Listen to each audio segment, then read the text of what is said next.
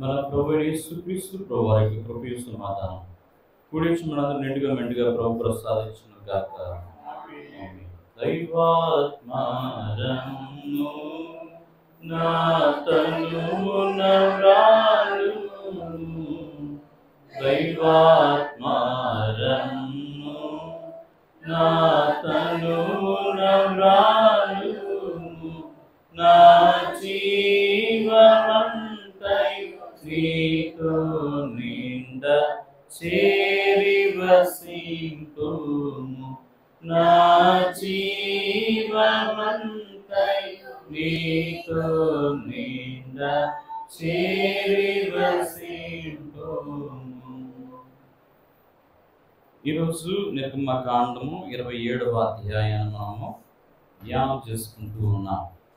మరి దేవాది దేవుడు సీనాయి కొండ మీద మోషే గారికి చూపించిన వాటి ప్రకారముగా ప్రత్యక్ష గుడారమును, అందులో ఉండవలసినటువంటి వస్తువులను, ఉపకరణములను ప్రతిదీ కూడా దేవుడు ఎలాగ చేయమన్నారు, ఎంత కొలతలు ఉండాలి, ఏ విధమైనటువంటి ఆకారమును ఆ యొక్క వస్తువులు కలిగి ఉండాలి అన్న విషయాన్ని మోషే గారికి దేవుడు తెలియపరచుకునేట్టుగా ఒక ఇంచ్ అయినను అటు కానీ ఇటు కానీ కాకుండా సేమ్ ఏ రూపమైతే దేవుడు చూపించారో అదే రూపంలో వాటిని తయారు చేయడము, ఏ లోహంతో చేయమన్నారో అదే లోహంతో చేయాలి, ఏ వస్తువులు అయితే వాడాలో అదే వస్తువులు వాడాలి అని దేవుడు ఇచ్చినటువంటి ఆజ్ఞను బట్టి మోషే గారు అక్కడ ఉన్నటువంటి యవనస్తులైన వారికి ఆదేశించిన ప్రతి ఆదేశంను కూడా ఎవరు కూడా పొల్లుపోకుండా చక్కగా నీట్గా వాటిని తయారు చేయడం అనేది మనం చూస్తూ ఉన్నాం. నేడు దినమందు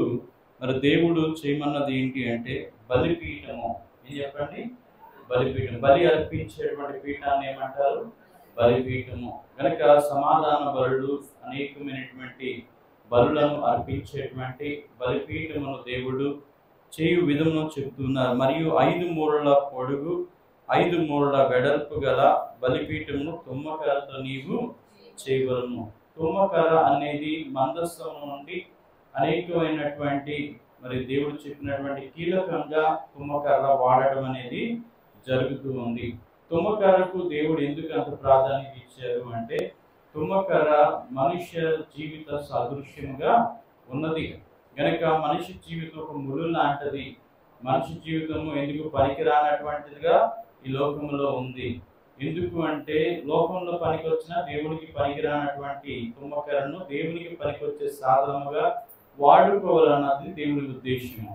కనుక మనుషులందరూ కూడా ఈ భూమి మీద పాపములో, లోకములో, చీకట్లో, అంధకారంలో సాతానుకు బానిసలుగా బ్రతుకుతున్న వారిని దేవుడు తన పని కొరకు ప్రతిష్ఠించుకొని వాడుకోవాలి అనేది దేవుని ఉద్దేశం. అందుకని దేవుడు మనకిచ్చినటువంటి గొప్ప ఆధిక్యత పేరు ఏంటంటే మీరు నా ఆత్మకు ఏమై ఉన్నారు? ఆలయమై ఉన్నారు. కనుక దేవుడు మననే ఒక ఆయనకి నివాస యోగ్యమైనటువంటి స్థానములుగా మనుషులందరినీ కూడా చేసుకోవాలని ఆశపడుతూ ఉన్నారు. కానీ మనిషి దేనికి ప్రాధాన్యత ఎక్కువిస్తున్నాడు? లోకానికి, పాపానికి, అంధకార సంబంధమైన వాటికి, వ్యసనాలకి బానిస అయిపోయి లోకంలో దేవుని మరచి జీవిస్తున్న ప్రతి మనుషుడు కూడా కడకు వెళ్ళేది దేవుని మాట వినకపోతే నిత్య నరకాగ్ని గుండము అన్న సంగతి మనము గమనించవలసిన వారమై ఉన్నాం. ఇందులో చెప్పబడుతున్న ప్రత్యక్ష గుడారం ఎవరు అంటే మనమే ఉండాలి. అందులో చెప్పబడుతున్న మందస్సం ఎవరై ఉండాలి అంటే మనమే ఉండాలి. ఆ మందస్సంలో మరి సముఖపు రొట్టెల బల్ల, సన్నిధి రొట్టెల బల్ల ఎవరై ఉండాలంటే మనమే ఉండాలి. ఎందుకు అంటే ఆలయమే మనమై ఉన్నాం. ఎవరు చెప్పండి? ఆలయంలో ఎవరు ఉండాలి? దేవుని ఆత్మ ఉంటేనే ఆరాధన అనేది జరుగుతుంది. అందుకే దేవుడు ఆత్మ కనుక ఆయన ఆరాధించేవారు ఆత్మతోనూ సత్యముతోనూ ఏం చేయాలి? ఆరాధించాలి. కానీ ఈ దినాల్లో ఏం ఆరాధన అవుతుందండి? మ్యూజిక్ సిస్టమ్స్ ఉంటే, జాజ్ సెట్ ఉంటే, కీబోర్డ్ ఉంటే, అలాగే ఎలక్ట్రికల్ ప్యాడ్ ఉంటే చాలా మాట ఏం చేస్తారు? మరి అది పెద్ద స్టూడియో అయిపోద్ది అన్నమాట. చర్చ అవుతుంది ఏమవుతుంది చెప్పండి? స్టూడియో అయిపోద్ది. అంటే అదొక పెద్ద ఏమంటారు దానికి, రికార్డింగ్ డ్యాన్స్ టైప్లో అయిపోతున్నాయి. చర్చిలన్నీ కూడా రేపు క్లబ్బుల్లాగా అయిపోతూ ఉన్నాయి. కనుక గెంతులు, అరుపులు, కేకలు ఏం చేస్తున్నారు? ఇష్టానుసారంగా వారు చేసి బండి వారి జీవితం యథాతథ జీవితం కలిగి ఉంటే దానివల్ల దేవుడికి మహిమ కలుగుతుంది అంటారా? కలిగి ఉండదు. కనుక దేవుడు ఏ రీతిగా అయితే ఆరాధించమన్నారో, దేవుడు ఏ రీతిగా అయితే మనిషి దేవుడు స్తుతించాలని కోరుకుంటున్నాడో ఆ రీతిగా బ్రతకడమే దేవుడు ఇచ్చినటువంటి ప్రాధాన్యత. మనకు నచ్చినట్టుగా మనము దేవునికి స్తుతించడం కాదు, కానీ దేవుని మెచ్చినట్టుగా మనం దేవుని స్తుతిస్తేనే అది నిజమైనటువంటి ఆరాధన అవుతుంది. చాలామంది మనం ఏం చేస్తామంటే వాయిద్యాలు వాయించి చక్కని స్వరంతో గీతములు ఆలపిస్తే దేవుడు సంతోషపడతాడు అనుకుంటారు. కానీ నీ జీవితం దేవునికి ఇచ్చి ఆయన్ని నీవు నిజముగా నమ్మి ఆయన కొరకు జీవిస్తూ ఆయన చిత్తాన్ని ఈ లోకంలో నెరవేరిస్తేనే అది నిజమైనటువంటి ఆరాధనగా అవుతుంది. కనుక నీ జీవితమే ఒక ట్యూనింగ్ అవ్వాలి, నీ బ్రతికే ఒక వాయిద్యం అవ్వాలి. నీ యొక్క జీవిత గమ్యము దేవుని దగ్గరికి చేరినప్పుడే అది ఆయనకు నిజమైనటువంటి స్తోత్రారాధన అవుతుంది. నీవు ఆయన దగ్గరికి చేరినంత వరకు కూడా ఈ లోకంలో మిగిలిపోయినటువంటి ఒక సెలవు ఈ లోకంలో మనము బ్రతికిన వారం అవుతాం. కనుక ప్రియమైన దేవునిగా మోషే గారిని దేవుడు గొర్రెలు కాసుకున్న మోషే గారిని చూసి మోషేకి పొద చూపించి ఆ పొదలో ఆయన నుండి ఆ పొద దగ్గరికి ఆయన ఆకర్షించుకొని పొదలో నుంచి దేవుడు పద అన్నాడు. పొదలో నుంచి ఏమన్నాడు చెప్పండి? ఐగుప్తుకి పద అన్నాడు. పద అని చెప్తే ఈయన సొద చెప్పాడు. ఏం చెప్పాడండి? పద అంటే సొద చెప్తున్నాడు. ఎందుకు? ఇతనికి ఒక భయం ఉంది. ఎందుకు? ఐగుప్తు దేశంలో ఒకటి చంపేశాడు. చంపాడు కనుక రాజు ఏం చేస్తారు? గుర్తుండదు కనుక ఈ మళ్ళీ ఎందుకు గుర్తుపెట్టి చంపేస్తారు అని భయం. అందుకు దేవుడు ఏమంటున్నాడు తెలుసా? నీవు ఉన్నప్పుడు కాలంలో ఉన్నటువంటి రాజు కానీ అక్కడ ఉన్న మనుషులు కానీ ఎవరు కూడా లేరు, వాళ్ళందరూ చచ్చిపోయారు. కనుక ఇప్పుడు నువ్వు ఏం చేయొచ్చు? నీ కొత్త గెటప్లో నువ్వు ఏం చేయొచ్చు? You can enter in to the Egypt. కొత్తగా నా కోసం పని నువ్వు చేయాలి. కనుక ఒక హత్య చేసినటువంటి ఒక హంతకుడిని దేవుడు ఇంతగా ప్రేమించి నీవే నా పని కోసం ఉపయోగపడతావు, నేను నిన్ను వాడుకుంటానంటే మరి ఈ లోకం ఏమంటారు చెప్పండి? ఏమంటే ఒక హత్య చేసిన వాడిని, ఓ లోకంలో బాగా పాపి అయిన మనుషుడిని ఈ లోకం ఆదరిస్తుంది అంటారా? తృణీకరిస్తుంది. కానీ ఎవరికి కావాలి ఆ వ్యక్తి? దేవుడికి కావాలి. పాపిష్టుడిని దేవుడికి మనుషులకి అవసరం లేదు. హంతకుడు మనుషులకి అవసరం లేదు. దొంగతనం చేసిన మనుషులకి అవసరమో లేదు. కానీ ఎవరికి అవసరం తెలుసండి? దేవుడికి అవసరం. ఎట్టి వారినైనా ఏ స్థలమునైనా బట్టి రక్షించడానికి పాటలందుచున్న తండ్రి. కనుక అటువంటి గొప్ప దేవుడు మన దేవుడు. నేను పాపుల్ని తిరిగి వచ్చిన నీతిమంతులను రోగులకి వైద్యులు ఎక్కడ కానీ ఆరోగ్యవంతులకు వైద్యులు ఎక్కడ లేదు. కనుక ఈ లోకంలో అందరూ పాపం చేసే దేవుడు అనుగ్రహించమని పొందలేకపోతున్నారు. అయినా సరే దేవుడు తన ప్రేమ, తన నిజమైనటువంటి మరి ఆయన యొక్క దయాగుణాన్ని మనకి వెల్లడిపరుస్తూ మనందరినీ కూడా ఆయన హక్కును చేర్చుకుంటున్నాడు. ఆయన రాజ్యం ఇవ్వాలని, ఆయన పని చేయించుకోవాలని ఆయన ఆశపడుతున్నాడు. కానీ ఈరోజు దినాల్లో దేవునికి సమయం ఇచ్చేటువంటి టైం లేకుండా మనుషులు బిజీ అయిపోతున్నారు. ఏమంటే అవునా కదా? ఒకప్పుడు ఏమంటే అయ్యగారు ప్రార్థన చేయండి, మాకు పిల్లలు కావాలి, రోజు చర్చకు వచ్చేవారు అన్నమాట. ఏం చేస్తారు చెప్పండి? రోజు చర్చకు వచ్చి ఎందుకు పిల్లలు లేరు కదా. ఒక పిల్లలు దేవుడు ఇచ్చిన తర్వాత ఏమంటారు? మా పిల్లవాడు ఏడుస్తున్నాయండి, చర్చికి రావడం అవ్వట్లేదు. ఇప్పుడు ఎవరు షాక్ అయిపోయారు? అంటే పిల్లలు లేనప్పుడేమో రోజు డైలీ చర్చికి టయానికి వచ్చేసేవారు. ఇప్పుడు ఏం అవ్వట్లేదు? మా పిల్లవాడు వల్ల చర్చికి రాలేకపోతున్నాను అంటారా లేదా? అలాగే కొంతమంది అయ్యగారు ఉద్యోగం కోసం ప్రార్థన చేయండి అంటారు. ఉద్యోగం కోసం రోజు ప్రార్థనకు వచ్చి ప్రార్థన చేసి దేవుడా దేవుడా దేవుడా అని ఉద్యోగం రాగానే అయ్యా మాకు ఆఫీస్లో ఏమవ్వట్లేదు, వెసులుబాటు ఇవ్వట్లేదు, రావడం కుదరట్లేదు అయ్యారు అంటారు. ఇప్పుడు ఏమైనట్టు? పెరిగిందా తరిగిందా? నీకు ఉద్యోగం వచ్చిన తర్వాత నువ్వేమివ్వాలి ఎక్కువ దేవుడికి? నీ కృతజ్ఞత భావాన్ని ఎక్కువగా అర్పించాలి. మరి కొంతమంది అయ్యగారు పెళ్లి చేయండి, పెళ్లి కావాలి, ప్రార్థన చేయండి అంటే ఒంటరిగా వచ్చిన జంటగా రావాలని ఏం చేస్తాం? ప్రార్థన చేస్తాం. ప్రార్థన చేసిన తర్వాత అయ్యగారు మా యావత్తులో సరిపోతుంది నా జీవితం, ఏం చేయలేకపోతున్నా, చర్చికి రాలేకపోతున్నా, షాపింగ్ అంటారు, అది అంటారు, ఇది అంటారు, నాకు ఏం చేస్తారు? చర్చికి రావడానికి టైమింగ్ ఉండదు. కనుక ఇలాగన దేవునికి మన వీలును బట్టి సమయాన్ని ఇస్తున్నాం, అవునా కదా? వాస్తవం ఒప్పుకోవాలి. మన వీలైతే చర్చ్, వీలు అవ్వకపోతే డుమ్మా కొడతాం. అయితే మీ ఆఫీసులకి కట్టగలరా? అలాగా జీతం కట్ అయిపోతుంది. మరి ఇక్కడ ఏం కట్ అవుతుందో తెలుసా? పరలోకం కట్ అయిపోతుంది. ఏం కట్ అయిపోతుంది? పరలోకం కట్ అయిపోతుంది. జీవనంలో పేరు కట్ అయిపోతుంది. అక్కడ చాలా భయపడాలా. లోకంలో ఎవరికి భయపడాల్సిన అవసరం లేదు, కానీ ఎవరు భయపడాలా? నీ పేరు కట్ అయిందంటే మళ్ళీ దాన్ని రాయించుకుంటే చాలా టైము పడుతుంది. ఎప్పుడు కూడా నిర్లక్ష్య వైఖరి దేవుని సన్నిధిలో ఏం చేయొద్దు, కలిగి ఉండవద్దు. దేవుడు మనకి ఇచ్చినటువంటి ఆధిక్యతను మనం ఏం చేయాలా? కాపాడుకోవద్దు. దేవుడికి మనకు ఉన్నటువంటి అనుబంధాన్ని ఎప్పుడు కూడా మనం తృణీకరించకూడదు. అనుబంధం డిస్ట్రాక్ట్ అవ్వకూడదు. అనుబంధం రోజు రోజుకి పెరగాలి తప్ప, ఆ యొక్క కృతజ్ఞత భావం రోజుకి పెరగాలి, ఆ విశ్వాసం రోజుకి పెరగాలి, ఆ భక్తి రోజు రోజుకి పెరగాలి. కానీ ఏమవకూడదు, మైనంలా కరగకూడదు. కరిగిందా మన జీవితం అయినట్టు కరిగి నలిగి నీరైపోతాం. మనకి అక్కడికి వెళ్ళేటువంటి సీన్ అయితే మనకు కనిపించింది. గనుక ప్రియమైన దేవుని పిల్లారా, దేవుడు బలిపీఠమును ఎలా చేయాలో మనకి ఇక్కడ విధానాన్ని కూడా చెప్తా ఉన్నారు. ఈ బలిపీఠమును దేవుడు చేయవలసిన విధానం అంతటినీ కూడా ఎక్కడ ఉంచాలి, ఏ విధంగా దాన్ని వినియోగించాలి అనే విషయాన్ని మరి తెలియపరుస్తూ ఉన్నారు. కనుక ప్రత్యక్షపు గుడారమును ఏ వస్తువులతో దేవుడు చేయమన్నారో ఆ వస్తువులతో ఏం చేయబడింది, చేయించారు. ఇప్పుడు వరకు ఉందంటారా ప్రత్యక్ష గుడారం ఉందా? ఆ దినాల్లో ప్రత్యక్ష గుడారము దేవుని మందిరానికి ముంగుర్తుగా దేవుడు మరి అరణ్య మార్గంలో ఏమున్నాయో వాటితోనే దేవుడు చేయించారు. ఈరోజు ఏమొచ్చేసాయి మనకి? సొలొమోన్ రాజు గారు వచ్చేసరికి బంగారంతో ఏం కట్టారండి?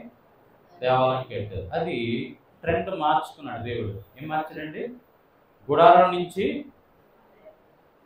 గోల్డెన్ టెంపుల్కి. ఏం చెప్పండి? గోల్డెన్ మందిరం అంటే బంగారపు మందిరంలోనికి దేవుడు నడిపించారు. కనుక మందస్సం ఉంది, మళ్ళీ అదే సెటప్, మళ్ళీ మందస్సాన్ని మాత్రం ఆ చర్చిలో దేవుడు ఉంచారు. ఈరోజు ఆ ప్రత్యక్షపు గుడారం నుంచి వచ్చినటువంటి మళ్ళీ ఏం కట్టబడాలా? యెరూషలేము దేవాలయం అనేది తిరిగి కట్టబడాలి. దానికోసము ప్రపంచం అంతా కూడా ఉత్కంఠంగా ఎదురు చూస్తుంది. క్రైస్తవ జనము, ఇశ్రాయేలు ప్రజలైన వారు ఏం చేస్తున్నారు?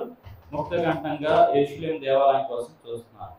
ఈ అన్ని దేవాలయాలు దేనికి గుర్తు అంటే గొర్రెపిల్ల దేవాలయానికి గుర్తు. ఎక్కడ ఉందా దేవాలయము? నూతన యెరూషలేము. ఏం చెప్పండి? నూతన యెరూషలేములో దేవుని గొర్రెపిల్ల దేవాలయం అనేది మనకి అగుపడుతుంది. కనుక అక్కడికి వెళ్ళిన తర్వాత ఆ దేవాలయంలో మనం ప్రవేశించి ఏం చేయాలా? దేవుని స్తుతించవలసిన అవసరం ఉంది. కనుక ఇక్కడ దేవాలయాలు ఎవరంటే మనమే. ఆలయం ఎవరు చెప్పండి? ఇది ప్రార్థనా మందిరము. ప్రార్థనా మందిరంలో మీరు ఏమొచ్చారండి? ఆలయాలు వచ్చాయి. ఎవరు వచ్చారు?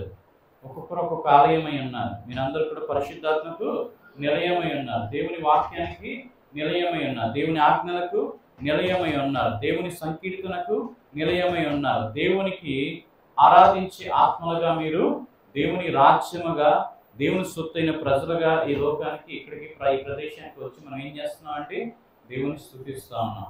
అయితే మీలో దేవుని చిత్తం జరుగుతుందా అని మీరు ప్రశ్నించుకోవాల్సిన అవసరం ప్రతి ఒక్కరికి కూడా ఉంది. ఆ రోజు మోషే గారు కష్టమైన, నష్టమైన, ఇబ్బంది అయినా, దొరికినా దొరకకపోయినా, ఎక్కడ దొరికిన వస్తువులను సేకరించి ఏం చేశారండి?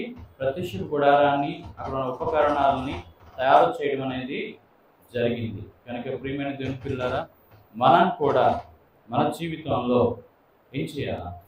దేవుడు మనకి ఇచ్చినటువంటి సమయాన్ని బట్టి, దేవుడు మనకి ఇచ్చిన ఆధిక్యతను బట్టి దేవుని కోసం మనం ఏం చేయాలి? పని చేయవలసిన వారమై ఉన్నాం. దేవుడు ఆ దినాల్లో మోషే గారికి పని చెప్తే ఇది కష్టమని అనుకోలేదు, ఆయన ఇష్టపూర్వకంగానే పని చేశారు. దేవుడు మీ దగ్గర ఉన్నటువంటి బంగారమును, వెండిని, సమస్తమును తీసుకొని రావాలని ఆజ్ఞాపించినప్పుడు వారు ఎవరు కూడా ఒకరి మొక్కలకు చూసుకోలేదు. వారి దగ్గర ఎంత ఉందో అంతకు మించి ఏం చేశారు? తీసుకొచ్చి దేవునికి ఇచ్చారు. ఇచ్చి దేవుని శోధించారు. ఆకాశ వాక్యాలు దేవుడు పట్టజాలం విస్తారమైనటువంటి దీవెన వారి మీద దేవుడు గమనించారు. ఈరోజు దినాల్లో దేవునికి మన హృదయం కావాలి. ఈరోజు దినాల్లో నీ సమయం కావాలి. ఈరోజు దినాల్లో నీ పని కావాలి. ఈరోజు దినాల్లో దేవుడి చిత్తం నెరవేర్చే వారమై ఉండాలి. ఇవన్నీ ఉంటేనే మనము దేవుని కొరకు ఏం చేసినట్టు? పని చేసిన వారమై ఉన్నాం. కనుక పని చేసిన వారికి దేవుడు బాకీ పడడు. ఖచ్చితంగా వారికి ఇవ్వాల్సినటువంటివి దేవుడు ఇస్తాడు అనే నమ్మకంతో దేవుని పని చేయాలి, దేవుని చిత్తాన్ని నెరవేర్చాలి, దేవుని ఉద్దేశాన్ని మనము నెరవేర్చవలసిన వారమైనా. కనుక ప్రియమైన దేవుని పిల్లారా, దేవుడు మనం పిలుచుకున్నాడు, దేవుడి దగ్గరికి మనం వచ్చాము. కనుక మీరందరూ కూడా దేవుని చేత ఏమయ్యారండి? ఆకర్షితులయ్యారు, ప్రేరేపింపబడ్డారు. కనుకని దేవుని సన్నిధికి ఈ దినం వచ్చి ఇక్కడ కూర్చొని ఏం చేస్తున్నారు? దేవుని స్తుతిస్తున్నారు. ఈ భాగ్యము చాలా మందికి లేదు, కానీ కొంతమంది మాత్రమే దేవుడు ఇచ్చారు. అందుకని పిలువబడిన వారు అనేకులు, ఏర్పరచుకున్న వారు కొందరే. మీరు ఎంత దేవుని వాక్యం విన్నా, ఎంత దేవుని వాక్యం నమ్మినా, ఎంత అనుసరిస్తున్నామో అనుకున్నా, ఏదో ఒక వెలితి మీ జీవితంలో ఖచ్చితంగా కొరత ఉంటుంది. దాన్ని సంపూర్తి చేసుకొని దేవుని కొరకు మనకిచ్చినటువంటి ఆధిక్యతను, మనకిచ్చినటువంటి సమయాన్ని, మనకిచ్చినటువంటి బలాన్ని, మనకిచ్చిన జ్ఞానాన్ని అన్నిటినీ కూడా దేవునికి సమర్పించి వాడటమే దేవుడు మనకిచ్చినటువంటి సంపూర్ణమైనటువంటి విధేయత కలిగి దేవుని కొరకు పనిచేయాలి.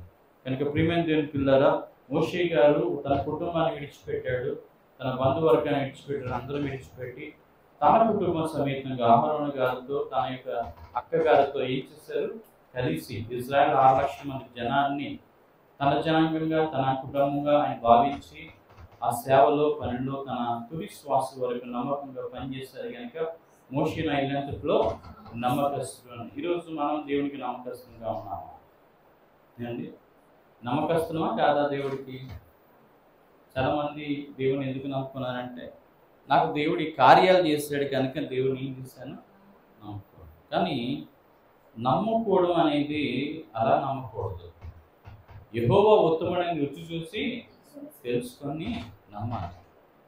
ఏమో అందరూ కూడా మేలు బట్టి నమ్మారా, లేదంటే మీ నిజమైన దేవుడని తెలుసుకుని నమ్మారు? దేవుడు నిజమైన దేవుడని తెలుసుకుని నమ్మారు కదా. ఆ దేవుడిని ఎప్పుడైనా చూసారా మీరు? ఎప్పుడైనా స్వరం విన్నారా? ఎప్పుడైనా దేవుడు మీతో మాట్లాడా?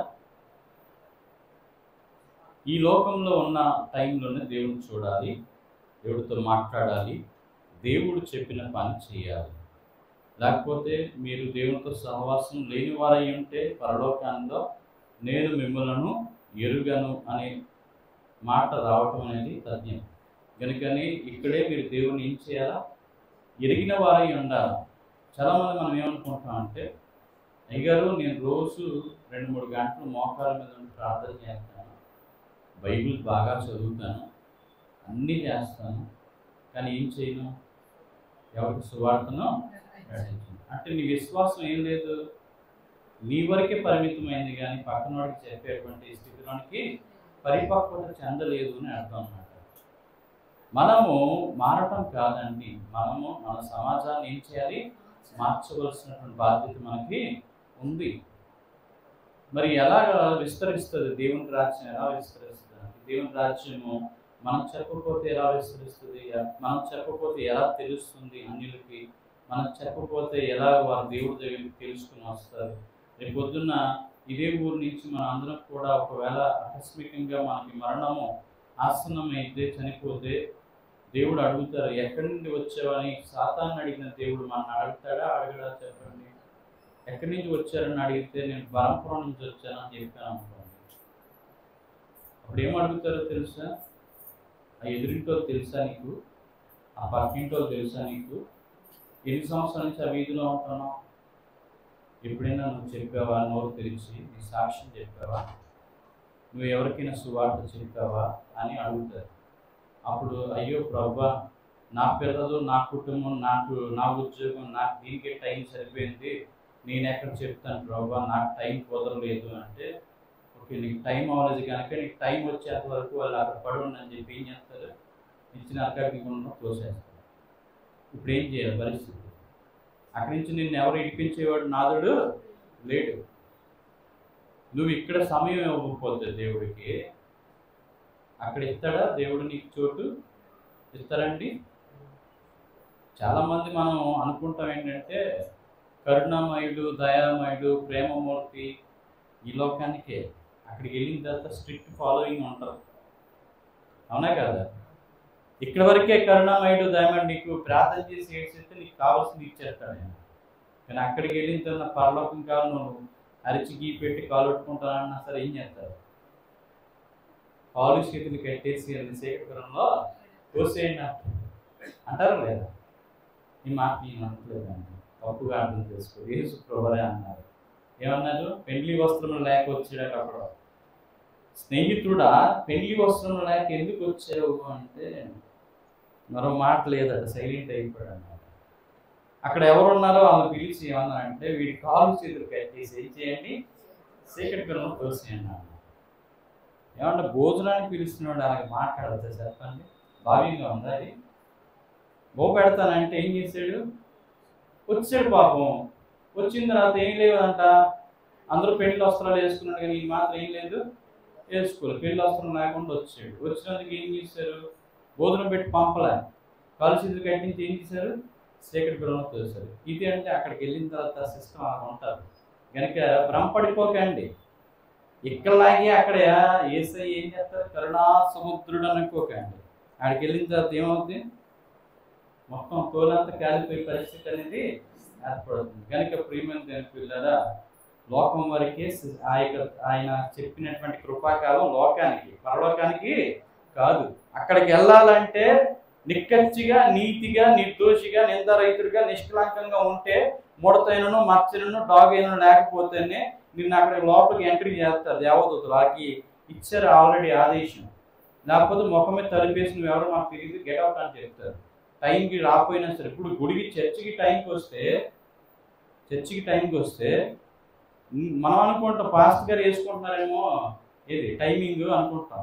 టైమింగ్ దేవదూతలు వేస్తున్నారు. ఎవరు వేస్తున్నారు మీకు హాజరు? దేవదూతలు. They are putting the presentation. ఈ 52 ఆదివారాలు ఎన్ని ఆదివారాలు దేవుని సన్నిధికి వచ్చావు? ఎంత కానుక దేవుడికి వేసావు? ఎంతమందికి సువార్త ప్రకటించావు? ఎన్నిసార్లు ఇతరుల కొరకు ప్రార్థన చేసావు? ఎన్నిసార్లు కన్నీటి ప్రార్థన చేసావు? ఎన్నిసార్లు ఉపవాస ప్రార్థన చేసావు?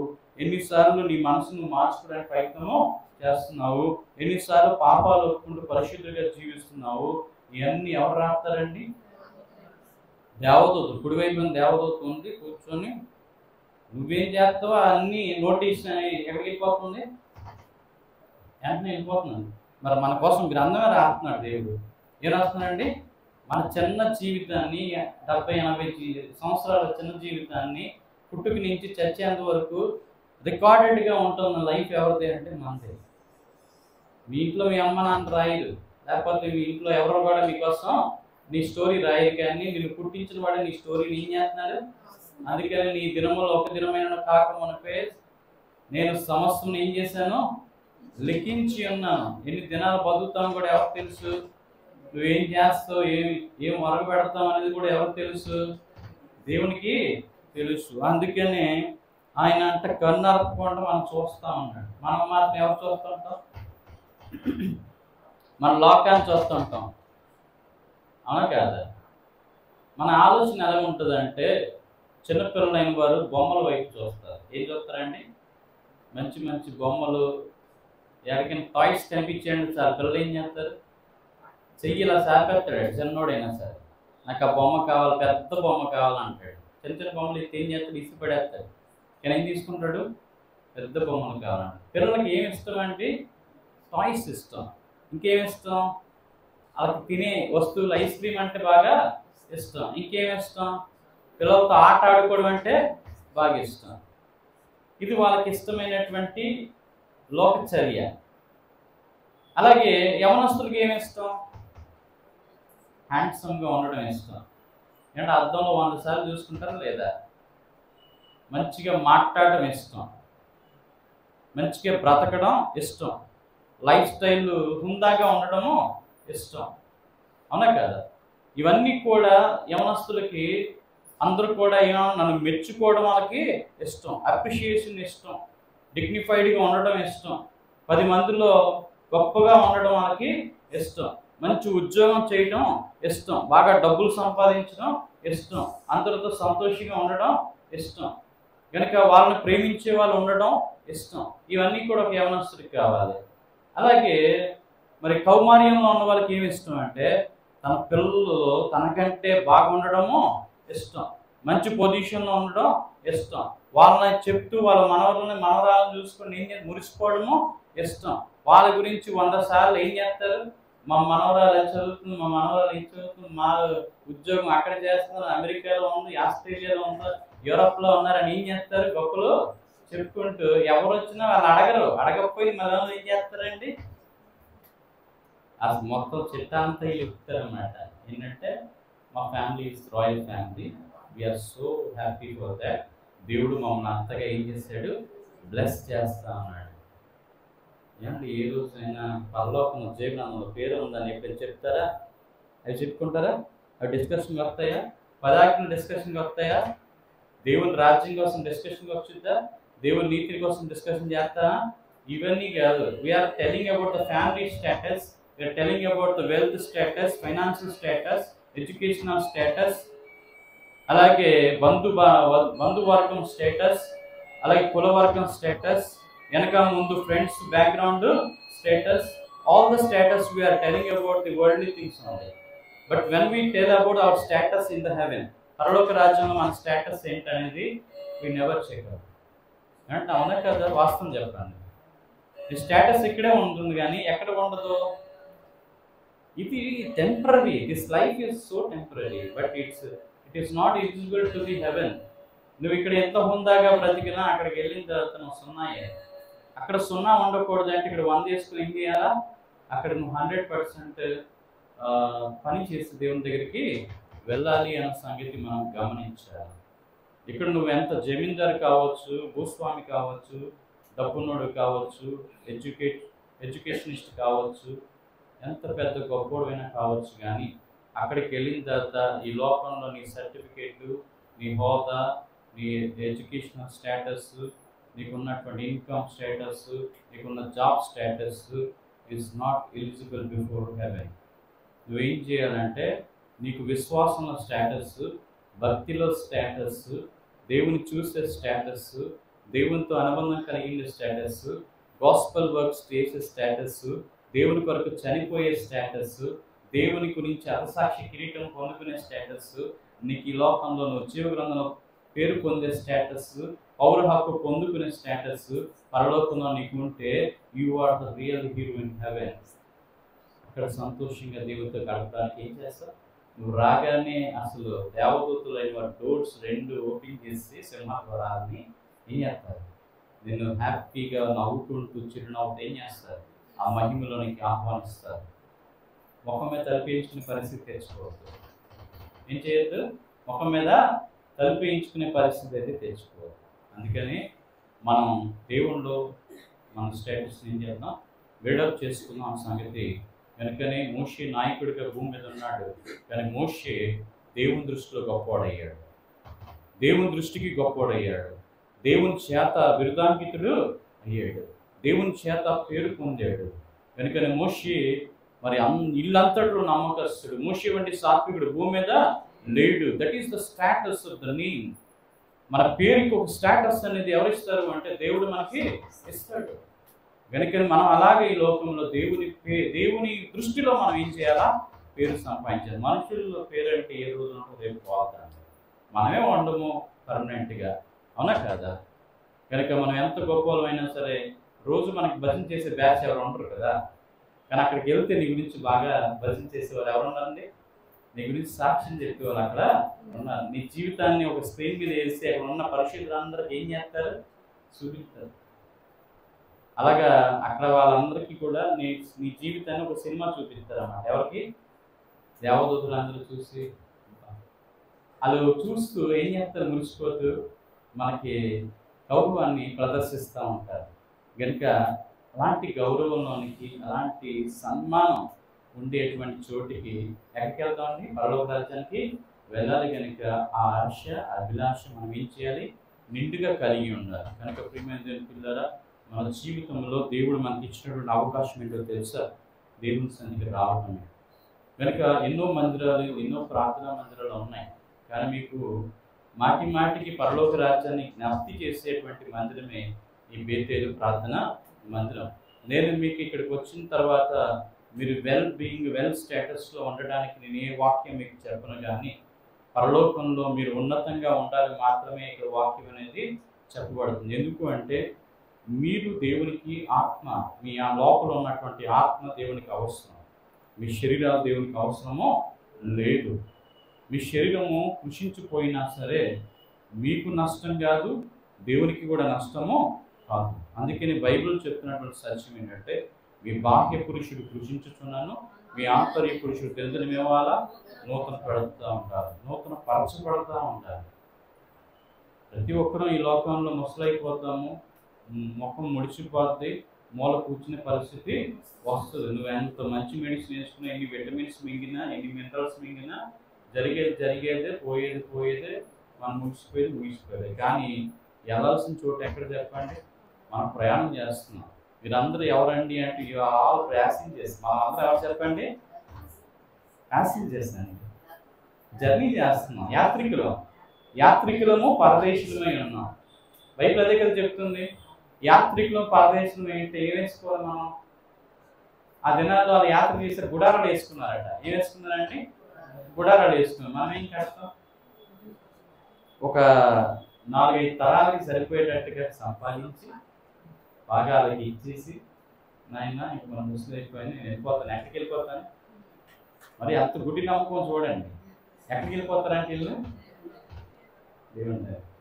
ఇక్కడ అన్ని సుఖాలు, ఆనందాలు, బాగా సౌఖ్యాలు అన్నీ దేవుడు ఇచ్చినవన్నీ అనుభవించేసి ఎక్కడికి వెళ్ళిపోతాం అనుకుంటారు? పరలోకంకి వెళ్ళిపోతాం. రాణిస్తాడండి? రాణిస్తాడా? మరి అందరు పిచ్చోరా? అపోస్తులు అందరు పిచ్చోరా? అన్ని వదిలేసుకుని ఎవరి కోసం వెళ్ళారు? సేవ చేయడానికి, దేవుడి కోసం సేవ చేశారు. ఈరోజు వాళ్ళందరూ ఎక్కడ ఉన్నారు? దేవుని పరదేశంలో, వాళ్ళ దేవుని సముఖమందు ఉన్నారు. అందరం దేవుని కోసం పిచ్చోలై పనిచేశారంట, లోకం కోసం పని చేయలేదు. ఈ లోకంలో మనము మంచిగా బ్రతికి అంటే, నేను కోరుకునేది మీరు ఇబ్బంది పడిపోయో, నానా తెప్పలు పడిపోయో ఈ లోకంలో బ్రతకమైతే కాదు. కానీ మీకు ఉన్నటువంటి సమయంలో 50% ఎవరికి ఇవ్వాలి? దేవుడికి ఇవ్వండి. 50% మీకోసం ఉంచుకోండి. మన జీవితం 2 జీవితాలు, ఒకటి శరీర జీవితం, ఇంకోటి ఆత్మీయ జీవితం. శరీర జీవితము నీ కొరకు, ఆత్మీయ జీవితం ఎక్కడ అండి?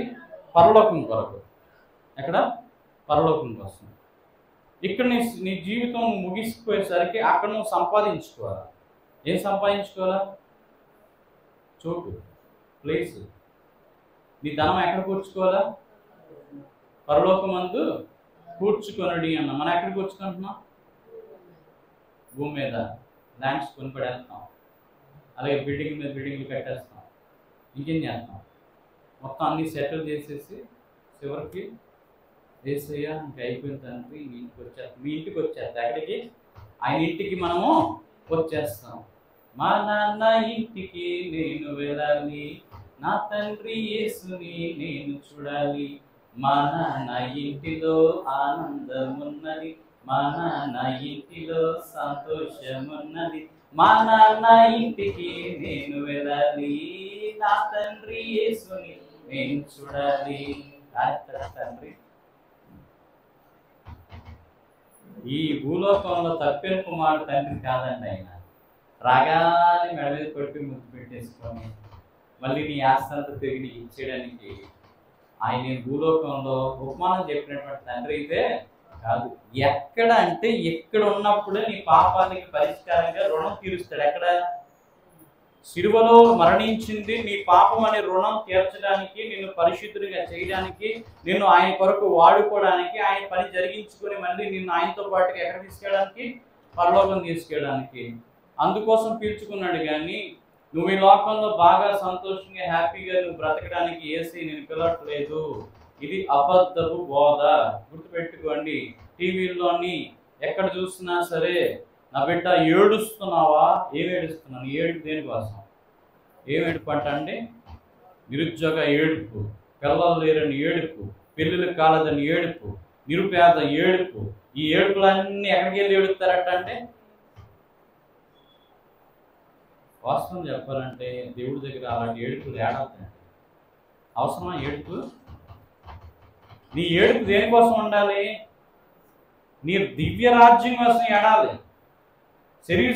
శరీరానుసారాలు ఏడుపు అవన్నీ కూడా శరీరానుసార దుఃఖాలు. అవన్నీ ఆ దుఃఖాలు ఎక్కడ ముంచేస్తే నీకు తీసుకెళ్ళి సాతానుగాడు నిన్ను బాగా కప్పెట్టడానికి బాగా ఏం చేస్తున్నాడు? ఏసైకి నువ్వు దీనికోసమే వెళ్ళని ఏసీ దగ్గర పంపిస్తే ఆయన మనసు ఎలా ఉంటుందో ఒకసారి ఆలోచించండి.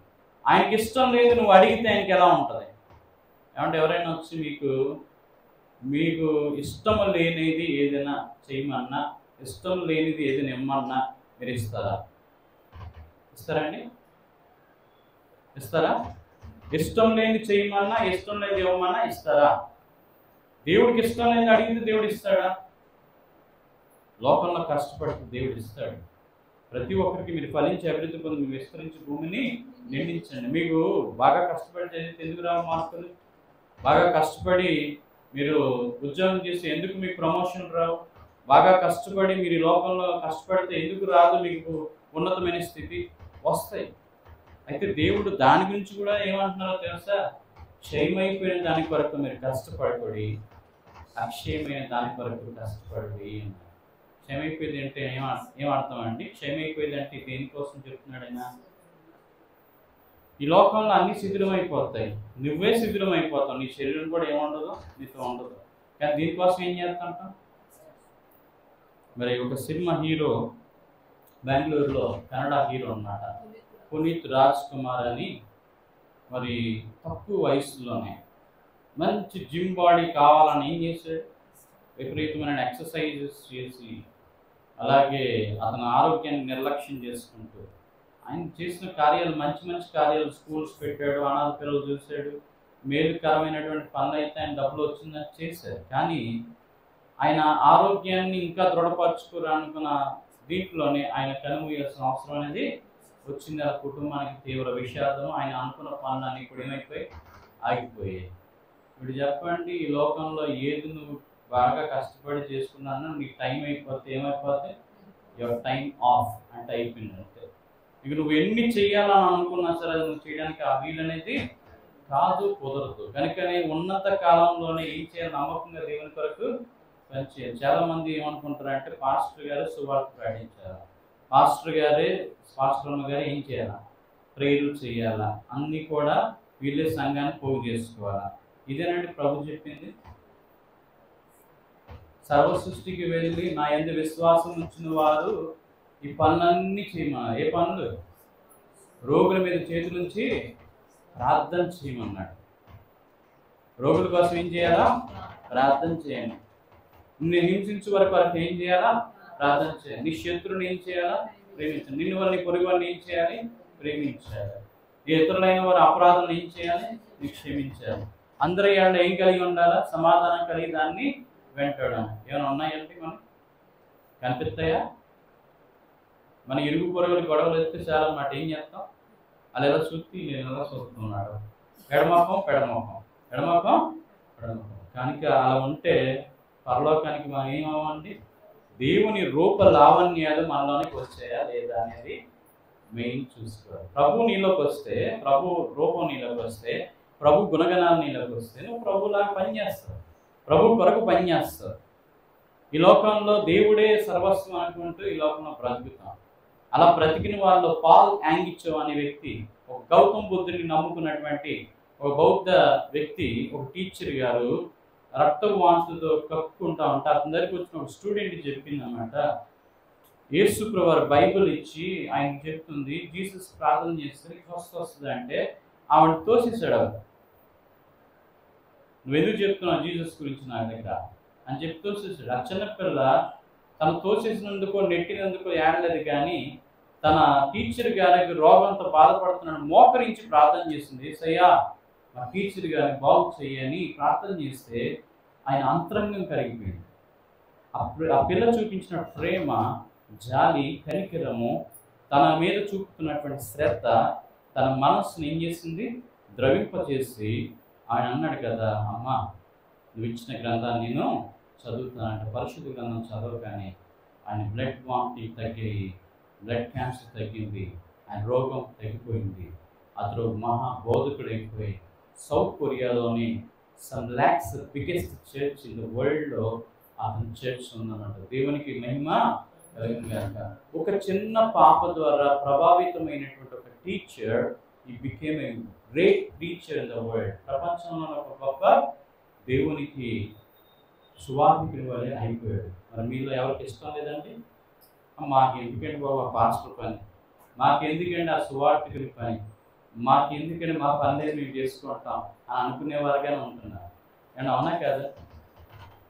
ఎవరికైనా ఉందండి ఇంట్రెస్ట్? దేవుడి కోసం పని చేస్తాం. అమ్మో బీజేపీ గవర్నమెంట్ వచ్చిందండి, ఆర్ఎస్ఎస్లో ఉన్నారండి, అమ్మో దేవుని వ్యతిరేకవాదులు ఉన్నారండి, ఇలాంటి టైంలో సువార్త నా వల్ల కాదండి, కొడతారండి, తిడతారండి, చంపేస్తారండి, మాకేం పట్టిందండి అని అనుకునే వాళ్ళు చాలామంది ఉంటున్నారు. నువ్వు ఇలా ఉండిపోతే అక్కడికి వెళ్ళే స్క్రీన్ అయితే జీరో అయిపోతుంది. కనుక ప్రియమైన తెలుసు కదా, ఈ మాటలు గుర్తివి కాదండి, దేవుడు చెప్తున్నవే. ఆయన కోసం నువ్వు డెడికేటెడ్ అయితేనే నీ కోసం ఆయన డెడికేటెడ్గా ఆయన ఇచ్చినటువంటి త్యాగానికి మూల్యం అనేది తెలుస్తుంది, వాల్యూ అనేది ఉంటుంది. యేసయ్య గురించి మనం అనుకుంటాం, యేసయ్య నా కోసం ప్రాణం పెట్టేసి, యేసయ్య రక్తం గాచేసి, యేసయ్య ముళ్ళ కిరీటం పెట్టేసుకున్నాడని మనం ఏం చేస్తాం? దొంగేటులు ఏడుతూ ఉంటాం. ఎవరి దగ్గర? దేవుడి దగ్గర. అలాగంటే ఆయన సంతోషపడతాడా? ముళ్ళ కిరీటానికి ప్రతిగా నువ్వేం చేయాలా? ఏం చేయాలా? ఆయనకి నీవు గొప్పగా నీ పనులు ఉంటే నీ పనులు ఆయన కిరీటం అవుతాయి. నీ చేతి పనులు ఆయనకి మంచిగా ఇంపుగా ఉంటే ఆయన మేకలు తీసిన రిలీఫ్ ఆయనకి వస్తుంది. నీ నడత శుభ్రంగా ఉంటే నువ్వు కాళ్ళలోంచి మేకలు తీసినవి అవుతావు. ఆయన సిలువ మీద దించేవాడు అవ్వాలంటే నువ్వు అనేక లోకంలోకి వెళ్ళి ఏం చేయాలి? సువార్తను ప్రకటించి దేవుని దగ్గర అనేకలను ఆకర్షిస్తేనే దేవుని కోసం పనిచేసేవాడు అవుతాం. ఎక్కడ గొంగలు అక్కడేలాగా నా కుటుంబం, నా ఇల్లు, నా కుటుంబం, నా ఇల్లు అనుకొని ఇక్కడే పాట పాడుకుని ఉంటే చివరికి వెళ్ళే ఇల్లు ఎక్కడ ఉందో తెలుసా అంటే 6 అడుగుల గోతే మన ఇల్లు అవుతుంది. ఎక్కడికి వెళ్ళాము?